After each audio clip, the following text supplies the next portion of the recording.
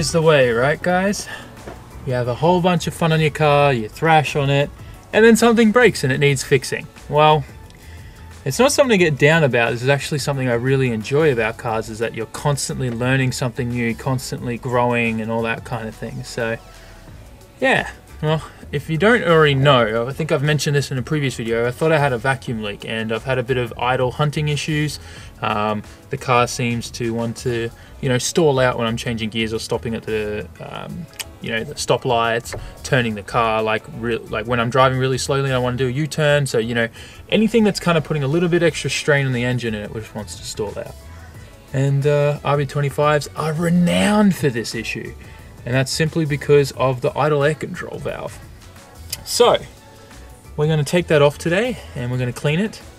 And yeah, it's about 7:30 p.m. It's freezing cold. Everything hurts to touch on this car because it's freezing cold. And I've got a little bit of time before May makes dinner, so I've got to rush and get this done. Hopefully it fixes the problem, and then after dinner I'm actually heading to a friend's workshop here in Japan called STF. He's about 20 minutes away from my house, and we're going to talk to him because he's got a panel shop there and a spray booth and things like that. So we're going to see how much he's going to quote me to fix the love tap damage from the last drift event, so that I can schedule to get that all fixed up and maybe also touch up the paint at the same time. Anyways, let's get into this.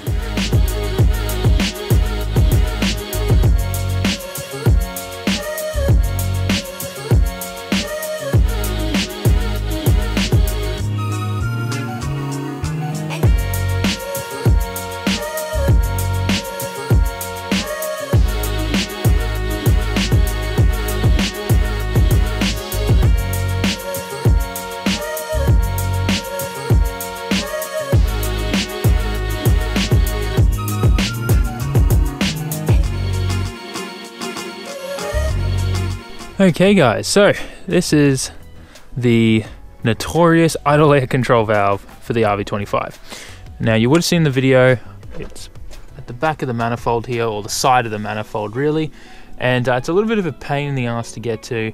You would have seen me using the heat gun and you're probably wondering, why is he using a heat gun? And the reason for that is, as I said, it's winter here, it's freezing cold, and obviously you know what happens to rubber when it gets freezing cold. It gets hard and brittle, and it's super hard to pull off all the pipes and fittings and stuff like that. So what you do is you grab your hot air gun and you heat up the hose a little bit, and then everything just comes off so much smoother.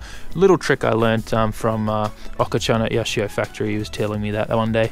So anyways, hopefully you can see inside there. It is black, full of soot and unburnt fuel or whatever the hell is in there, and that's pretty much 15 to 20 years worth of buildup. So time to clean this guy out and get some new life into her, and then she should be good again. So I'm going to go inside for this. I'm going to clean it in a bucket with some brake cleaner, and then we'll come back out, bolt it back on, reset the idle like TPS and idle control, and then we should be good.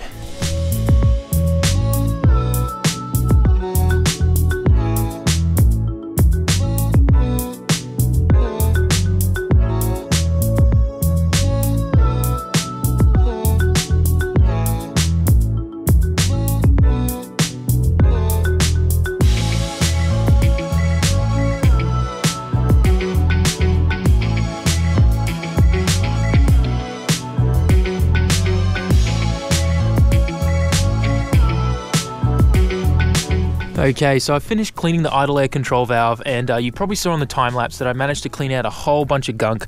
That looks so much better now and there, nice and shiny. Now it is difficult to get all the carbon out of there, but if you just keep working at it with some carburetor cleaner, brake cleaner, things like that, it'll all come out. So I'm going to bolt that back on there. I'm going to have to heat up those rubber hoses again so that everything slides on nice and smooth. It is getting really cold out here. You can probably see my breath. Yeah, it's going to be -6 tonight, and I'm just pretty much working out here with a hoodie on and some jeans. So need to get this bolted on so I can then get to STF and get my car quoted for repairs. So I'm going to put this on and get this done as quick as I can now.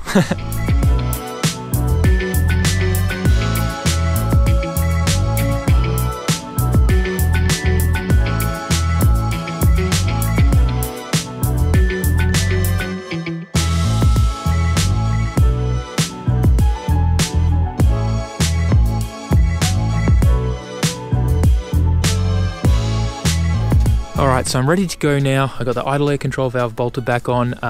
The little idle control screw is down there, which you adjust where the screwdriver is pointing.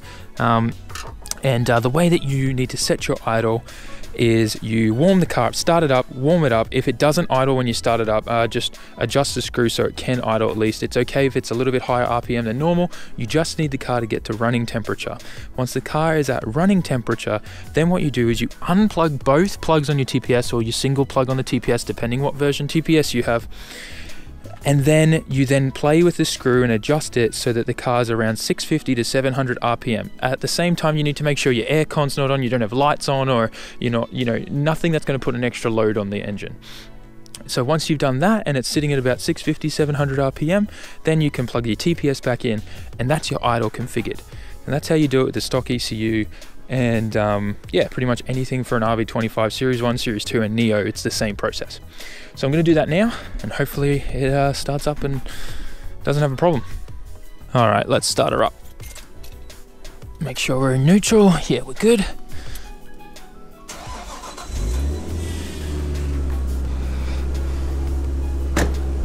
Car's idling pretty good, actually. All right, we'll let her warm up and get to temperature. I'll pack up all my tools that are here that you probably can't see because it's dark. Let me move the light. I'll pack up all my tools that you can see now. And I'll wait for the car to get to running temperature, and then we'll adjust that idle control screw. Okay guys, so we're now at STF, and that's Denny there right now. He's working on a blown 2J. Turbo broke, pieces went into the intake of the engine, bent a couple valves, smashed stuff up, so that's all getting fixed at the moment. And he's got some pretty nice cars here. This is a JZX 90 with a Mark II front, obviously being R34 GTR. This is their Formula Drift Competition S13, and it's running an SR20 that was at around 580 horsepower. Got a couple other awesome cars over here. I'll just make sure I don't step on anything as I cross through. 2 JZ swapped what appears to be another JZX 90. Got a JZA 80 Supra up the top there. And yeah, it's pretty cool stuff. There's another JZA Supra here that's missing a motor. I'm assuming that's the motor from this one, right? Yeah. That's being rebuilt. Cool. We'll get to the engine rebuild room in a second and you guys can see that. So there's another really cool old Supra here actually. This is an MA70 Supra, and Denny actually built this entirely, like the over fenders and everything. They built all of that here, and it's got a really nice 2J in there. I'm not sure what turbo that is. What turbo is that? That's a TO4R. TO4R? That's a stock motor. Stock motor? Yeah. And I think you said before 500 horsepower? Yeah, it's a 1J with 500. Oh, it's a 1J. Yeah, 553 horsepower. 553 on a 1J non-VVTi. Awesome. And this was the MA70 that came factory with the 1J in it. Factory with the 1J 5-speed R154. Yep. Yep. With the motor, clutch, and Some nice VS wheels. And the fenders, yeah, so he custom made all these fenders, and they're all with real metal, not glass or filler or anything like that, so that's really nice. This room here is his tire changing room, and he's got a whole bunch of wheels here that are like secondhand goods and stuff like that he sells, which are really nice. It's a whole bunch of some pretty nice wheels. These are kind of rare where I'm from in Australia, and they're very sought after. Lots of people want these wheels in Australia. We'll make our way to the engine rebuild room now. And Denny was saying as well that he's got these rooms with air conditioners and everything in here so they can set the temperature right for when they're building motors. So that's really important and cool. Yeah, so it's up there. And then this is pretty much the engine pawn room. And one really cool thing is that's a piece of Australia right there. That's an RV30 block that Denny's going to build for one of his cars, personal cars, sometime in the future. Whole bunch of SRs, 26s, VVTi 1Js. That 1J, VVTi 1J's got a nice big, what looks like a TO4 on there. Another 2J, and that looks like a non-VVTi 2J in the back there. No, that's VVTi. I can see the VVTi gear. And then another whole bunch of SR20s in the back here as well. Fair few 26s around here as well, which is kind of cool to see. And this was the 2J that you're rebuilding for the JZ80. So if you guys currently either live in Japan or you're about to live in Japan or end up in Japan, definitely think STF is a good option for if you want to get your car built and everything like that, especially if you're struggling with language barrier. Denny speaks Japanese, English, and Spanish. So Portuguese, yep. You can deal with everybody. That's it, yeah. So If they speak Tagalog, I'll learn Tagalog to speak with the customer too. So yeah, behind the 34 GTR here, he's even got a couple rollers. He's got a dyno. So they do dyno tunes here and things like that as well. As I said, they've just moved into this new shop. He's just set up his new booth. He's kind of still setting everything up on the workshop. So as you can see, his rollers and the dyno is not completely packed in there well and finished and whatnot. But yeah, this is actually an amazing location for a shop. Massive beams with cranes and stuff on them for lifting out engines, and he's not only one of them but two of them, and then you've got the swing out ones here as well. This is such a good location for a workshop, especially dealing with engine swaps and rebuilds and stuff like that. So handy having that, I bet. This guy, man, that's a World changer, right? Yeah. And then your booth is brand spanking new. You just got Oh, I've never been inside a real booth before, so this is kind of cool. But all the floors got the filtration built into it. So it's all takes everything out the bottom and sends it up, I guess, up to the roof or something. They send the air from the roof and sucking from the bottom. And we build it a little bit wider than the normal boot, so we can open the doors like really easy, wider and longer. Yep. And then these are the special fluoro lights that show, which are like pure light, right? Not like the different, the different shades of light that screw up your paintwork, when you're doing it. That's cool, man. Yeah, that's awesome. So pretty much STF is kind of your one-stop place for anything car related.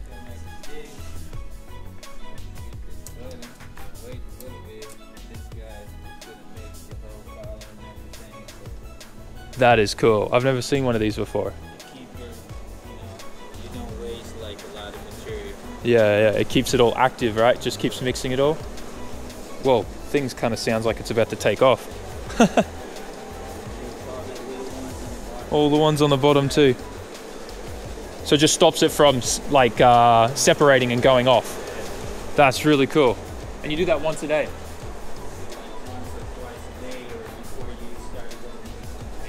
Yeah, that's really cool.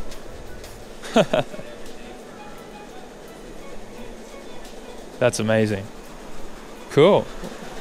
Well, I finished talking to Denny just before about the repairs that we're going to get done on the car, and I'm planning to get that done probably in the next 2 to 3 months. He's a bit busy right now, obviously got his hands full. So yeah, it's going to work out pretty well. I'm pretty excited. We're going to actually end up respraying the entire car. We went over it a fair bit, and it's weird. There's it looks like the car's been resprayed a couple times, and there's this different red on top of it compared to the factory red that's on there. So we're going to fix all of that, and that'll be good. I also discovered at the same time that under this carbon wrap is the original first paint coat. So it's a completely different red under that, which kind of sucks. Pretty dodgy respray. But anyways, we're going to get it all fixed up. And when that happens, we're going to film the process as well with Denny. He's such an awesome dude. He's going to let me film as long as I don't get in his way. But yeah, it's really good to see a workshop like this here in Japan, especially an international one. All right, guys. So we are now heading home, and it's 12:30. Time flew. After I filmed that video at STF, what ended up happening is me and Denny started chatting for a while, and like 3 to 4 hours went by super fast. So yeah, in the end, you know, like me and Dan, as I said, we were just chatting for ages, and you know, it was actually really good because he's fitted a couple of Taco Garage intake manifolds, and we got to talking about that. He gave me some feedback on that, which is super important to me because I love getting feedback on that. It knows where I need to improve the product and things like that, so that I can develop something that's more suited for the Japanese market as well. So that was really good, as well as other products that he wants to make and some business things and stuff like that. So that was really cool as well to talk to him about that and plan for that. And we're going to work on a product which will be kind of cool. And then obviously, you know, just trying to work out and see if we can do some more videos and stuff like that with him, and, you know, maybe rent his dyno for when I want to tune this car, when I get a Link ECU for it and stuff like that. So it was really good to chat to him, and I'm super pumped about getting my car fixed through him and stuff like that. So that's kind of cool. Always good to make these kind of connections and develop a relationship and a friendship and stuff like that here, especially in Japan. So that's kind of good. But anyways, I'm heading home now, and I don't want to turn the camera and face it to me because I think that would distract me even more than what I am currently distracted just by holding the camera where I'm driving and talking to you guys. So I am going to wrap this video up. I really hope you enjoyed it. In the end, I didn't actually get a chance to set my idol. I actually completely forgot about it in the hype of talking to Dan and everything. So I'll have to do that tomorrow night. But guys, thanks heaps for watching. Make sure you like, comment, share, and subscribe. And I'll catch you on the next one. Ja mata ne.